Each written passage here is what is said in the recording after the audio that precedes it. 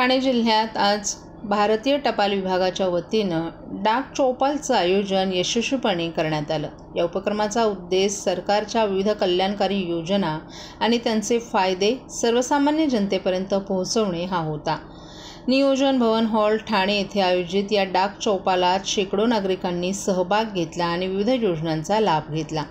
या चौपालमध्ये टपाल विभागाच्या सेवांसह मुख्यमंत्री लाडकी बहीण योजना, महिला सन्मान बचतपत्र, सुकन्या समृद्धी योजना, ज्येष्ठ नागरिक योजना, अपघाती विमा योजना, टपाल जीवन विमा आणि बँक खाती उघडणं अशा महत्त्वाच्या योजनांबद्दल नागरिकांना माहिती देण्यात आली। तसंच आधार कार्ड आणि मोबाईल लिंकिंग तसंच बाल आधार नोंदणी या सेवांचाही समावेश करण्यात आला होता।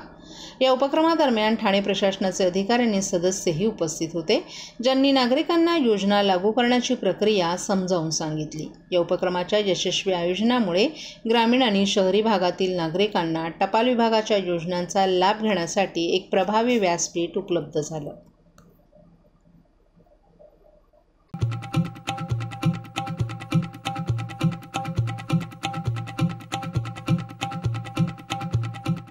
CP Goenka International School, nurturing talent at young age for scholastics, sports and performing arts in global perspective.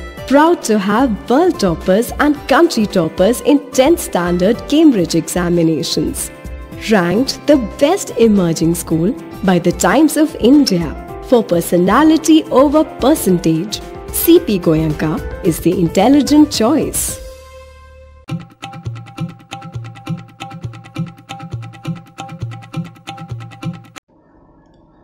Mumbai-Pune express way लगत दुसरा द्रुतगती मार्ग उभारण्याचा निर्णय महायुती सरकारनं घेतला आहे।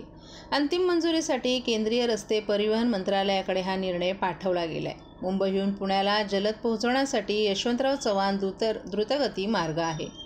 खालापूरहून तो पुढे खंडाळा मार्गे पुणे शहराच्या बाह्य सीमारेषेवर येतो। मात्र आता लवकरच या महामार्गाच्या जवळ दुसरा द्रुतगती महामार्ग उभारला जाणार आहे। यामुळे वाहतूक कोंडीची समस्या सुटणार आहे। यामुळे पुणे ते मुंबई केवळ 2 तासात प्रवास करता येणार आहे। हा नवा द्रुतगती महामार्ग मुंबई बेंगलोर असा असला तरी त्याची सुरुवात JNPA अर्थात जवाहरलाल नेहरू बंदर प्राधिकरणापासून सुरू होणार आहे।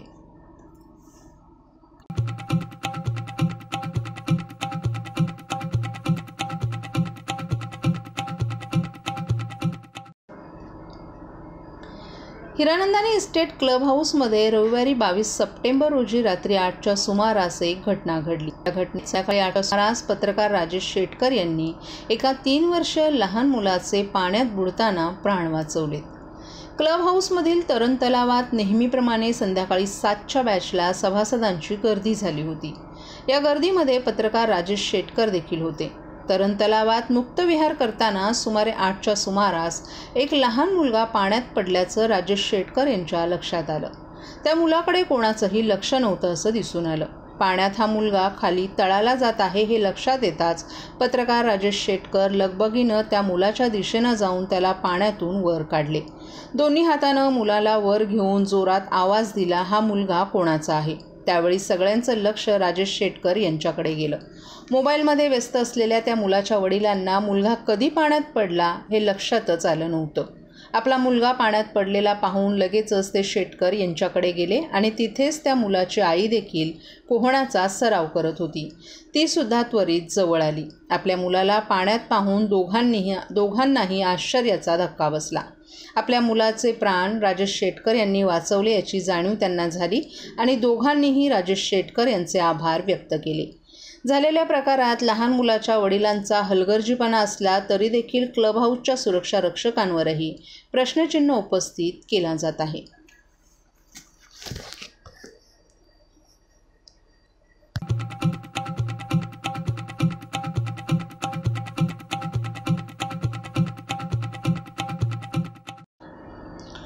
ठाणे पूर्व कोपरी येथील दौलतनगर कोऑपरेटिव्ह हाऊसिंग सोसायटीचा विकास क्लस्टरच्या माध्यमातून करण्याचा एकमुखी ठराव सोसायटीच्या विशेष सर्वसाधारण सभेत मंजूर झालाय। क्लस्टर विकासामुळे सभासदांना प्रशस्त घर, उद्यान, जॉगिंग ट्रॅक, अंतर्गत रस्ते, पार्किंग, स्विमिंग पूल आदी सुविधा उपलब्ध होणार आहेत। मात्र काही विघ्नसंतोषी मुठभर सभासदांनी स्वार्थासाठी कांगावा करत विकासाविरोधात भूमिका घेतली आहे। या अपप्रचाराला उर्वरित 200 सदस्य बळी पडले नाहीत आणि पडणार नाहीत असं स्पष्टीकरण एका पत्रकार परिषदेत कार्यकारी मंडळानं दिलं आहे। या पत्रकार परिषदेला सोसायटीचे अध्यक्ष अनिल गुलाटी, सचिव महेश कर्णा, खजिनदार रमेश जीवानी, कार्यकारी मंडळ सदस्य तसंच सभासद उपस्थित होते।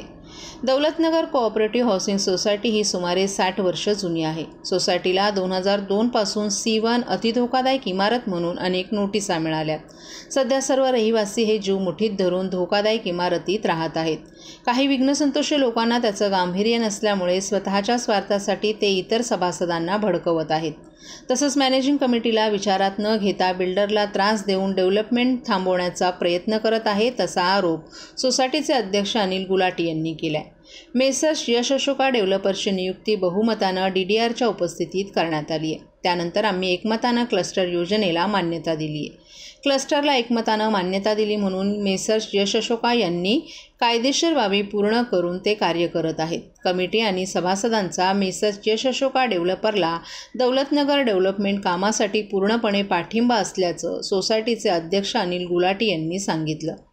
महाराष्ट्र शासनाच्या अटी व शर्तींप्रमाणे आम्ही दौलतनगर कमिटी मेंबर आणि सभासदांनी शासनानं जी नियमावली क्लस्टर डेव्हलपमेंटसाठी दिली आहे त्याचं पालन करून कायदेशीर बाबी पूर्ण करून काम करत आहोत। आज क्लस्टरच्या माध्यमातून दर्जेदार घरं, रस्ते तसंच स्विमिंग पूल, उद्यान आणि इतर अनेक सुविधा मिळून संपूर्ण दौलतनगर रहिवाशांच्या घराचं स्वप्न साकार होत आहे। यासाठी आम्ही मेसर्स यश अशोकाचे आभारी असल्याचं सचिव महेश कर्णा यांनी सांगितलं। क्लस्टर योजनेअंतर्गत बिल्डरनं 25% वाढीव क्षेत्र देण्यास बंधनकारक आहे, परंतु मेसर्स यश अशोका बिल्डरकडून 32% वाढीव क्षेत्र मंजूर करून घेण्यात आले। सध्याच्या परिस्थितीत दौलतनगरमधील सर्व इमारती निकसित केल्या नसताना मेसर्स यश अशोका हे भाडे देण्यास बांधील नसतानाही बिल्डर जे डेव्हलपमेंटच्या कामामध्ये अडथळा आणण्याच्या उद्देशानं इतर सभासदांना एका नामांकित बिल्डरला अर्धवट आणि चुकीची माहिती देऊन ते नामांकित बिल्डर दौलतनगरचा डेव्हलपमेंटचं काम करण्यात इच्छुक आहे असे सांगत आहेत। परंतु त्या बिल्डरला सत्यता कळल्यानंतर त्यांनी दौलतनगरच्या डेव्हलपमेंटचं काम करण्यास असमर्थता दर्शवली। काही रहिवाशांनी कमिटीची परवानगी न घेता त्यांच्या सदनिका भाड्यानं दिल्यात। अशा प्रकारे बऱ्याच कायदेशीर गोष्टींची परवानगी कमिटी देत नसल्यामुळे कमिटीच्या विरोधात काही स्वार्थी रहिवाशांनी बनाव करून निरर्थक कलह निर्माण केलाय। आजही विरोध करणारे 5 ते 8 रहिवाशी क्लस्टरला 9 महिन्याआधी मीटिंगला हजर होती। त्याच रहिवाशांनी इतर रहिवाशांसोबत क्लस्टरला मान्यता दिली होती। त्याचे पुरावे, फोटो आणि व्हिडिओ यावेळी पत्रकार परिषदेत सादर करण्यात आले। या सर्व अडथळ्यांना न जुमानता आम्ही बिल्डरसोबत क्लस्टरला जात आहोत। आज प्रसारमाध्यमातून वैभव भोसले यांचं असं म्हणणं आहे की आमच्या सोसायटीचा पुनर्विकास क्लस्टर अंतर्गत होत आहे। याची कल्पना आम्हाला आज मिळाली, परंतु 26 नोव्हेंबर 2023च्या मीटिंगमध्ये आपण क्लस्टर अंतर्गत पुनर्विकास करणार आहोत असं वक्तव्य स्वतः भोसले यांनी सर्व सभासदांसोबत सोसायटीच्या विशेष सर्वसाधारण सभेत केलं आहे।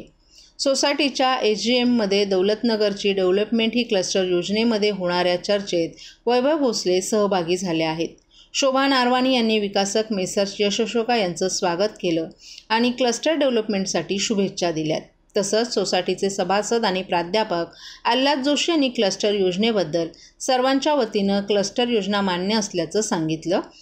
त्या व्हिडिओ चित्रीकरणात दिसून येते। याच मीटिंगमध्ये चेअरमॅन अनिल गुलाटी यांनी सर्वांना क्लस्टर योजना मान्य केल्या असल्याचं घोषित केलं आणि सर्व उपस्थित सभासदांचे आभार व्यक्त करून त्या मीटिंगची सांगता केली। तेव्हा कोणीही सभासदांनी विरोध केला नसल्याचं स्पष्टीकरण यावेळी कार्यकारिणीच्या वतीनं देण्यात आले। तसंच व्हिडिओ चित्रीकरणातूनही दिसून आले। त्यामुळे अशा प्रकारे कमिटीला विश्वासात न घेता इतर सभासदांची आणि प्रसारमाध्यमांची परस्पर दिशाभूल करण्याचा आणि स्वतःचा हेतू साध्याचा हा प्रयत्न विघ्नसंतोषी लोक करत असल्याचं त्यांनी सांगितलं।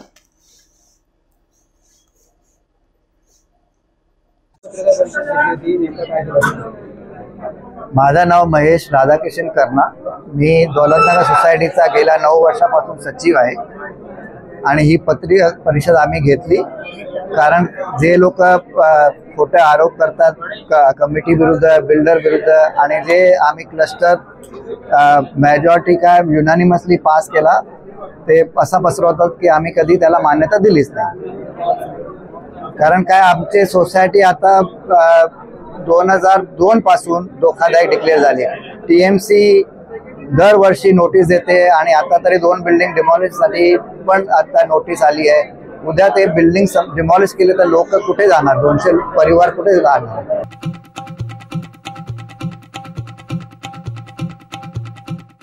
महाराष्ट्रातील भगिनींना आधार देणारी राज्य शासनाची मुख्यमंत्री माझी लाडकी बहीण योजना.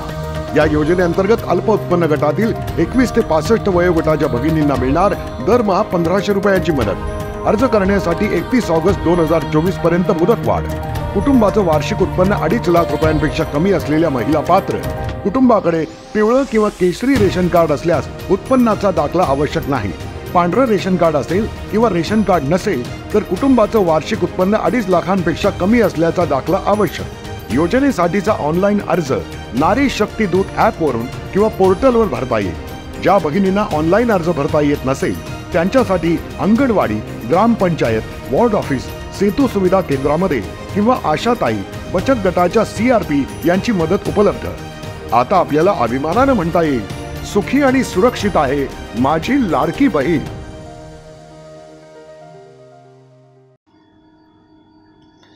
महाराष्ट्रासह संपूर्ण देशात संतापाची लाट निर्माण करणाऱ्या बदलापूर येथील शाळेतील 2 लहानग्या मुलींच्या अत्याचार प्रकरणातील आरोपी अक्षय शिंदे हा पोलिसांनी स्वसंरक्षणासाठी केलेल्या गोळीबारात ठार झालाय. तुरुंगातून पोलीस कोठडीत त्याला नेण्यात येत असताना त्यानं पोलिसांकडून बंदूक हिसकावून गोळीबार केला. यात एक पोलीस अधिकारी जखमी झाला. पोलिसांनी स्वसंरक्षणासाठी केलेल्या गोळीबारात अक्षय जखमी झाला. त्यानंतर त्याला तातडीनं कळवा रुग्णालयात नेण्यात आलं, मात्र डॉक्टरांनी त्याला मृत घोषित केलं. ठाणे पोलीस आयुक्तालयाच्या हद्दीत घडलेल्या या प्रकरणानंतर राजकीय प्रतिक्रिया देखील येत आहेत. बदलापूर घटनेनंतर चौकशीत अक्षय शिंदे याच्यावर अन्य 2 गुन्हे दाखल करण्यात आले होते. यापैकी एका गुन्ह्यात न्यायालयानं त्याला पोलीस कोठडी दिली होती. त्यानुसार बदलापूर पोलीस त्याचा ताबा घेण्यासाठी तळोजा तुरुंगात गेले होते. अक्षय शिंदेला तुरुंगातून ताब्यात घेऊन जात असताना त्यानं शेजारी बसलेल्या पोलीस अधिकाऱ्याची बंदूक हिसकावून घेतली आणि स्वतःवर गोळी झाडून घेतली. त्याला रोखण्याचा प्रयत्न करत असताना सहाय्यक पोलीस निरीक्षक निलेश मोरे हे देखील गंभीर जखमी झाले. त्यांच्यावर ज्युपिटर रुग्णालयात उपचार सुरू आहेत. कोर्टाकडून कोठडी मिळाल्यानंतर बदलापूर पोलीस अक्षय शिंदे याला ताब्यात घेण्यासाठी तळोजा तुरुंगात गेले होते. संध्याकाळी 5:30च्या सुमारास पोलीस त्याला तुरुंगातून घेऊन निघाले. 6:30च्या सुमारास मुंब्रा येथे गेले असताना अक्षयने शेजारी बसलेल्या पोलीस अधिकाऱ्याकडील बंदूक हिसकावून घेतली आणि 2 गोळ्या झाडल्या. यात निलेश मोरे हे जखमी झाले. यावर पोलिसांनी स्वसंरक्षणासाठी 3 गोळ्या झाडल्या आणि यात अक्षय जखमी झाला. त्याच्या डोक्याला गोळी लागल्याचं समजतं. या घटनेनंतर पोलिसांनी अक्षय शिंदेसह जखमी पोलीस अधिकाऱ्यांना तातडीनं कळवा येथील रुग्णालयात नेलं. अक्षय शिंदेच्या मृत्यूनंतर विरोधकांनी सरकारवर जोरदार टीका केली आहे. ही बनावट चकमक असल्याचं टीका पृथ्वीराज चव्हाण, सुषमा अंधारे यांनी केली आहे. कायदेशीर प्रक्रिया पूर्ण करून त्याला मरेपर्यंत फाशी देण्यात यायला हवी होती, परंतु शाळा प्रशासनाला वाचवण्यासाठी हे एन्काउंटर करण्यात आले. त्याची सखोल चौकशी करण्यात यावी अशी मागणी राष्ट्रवादी शरद पवार पक्षाचे नेते आमदार जितेंद्र आव्हाड यांनी केली आहे.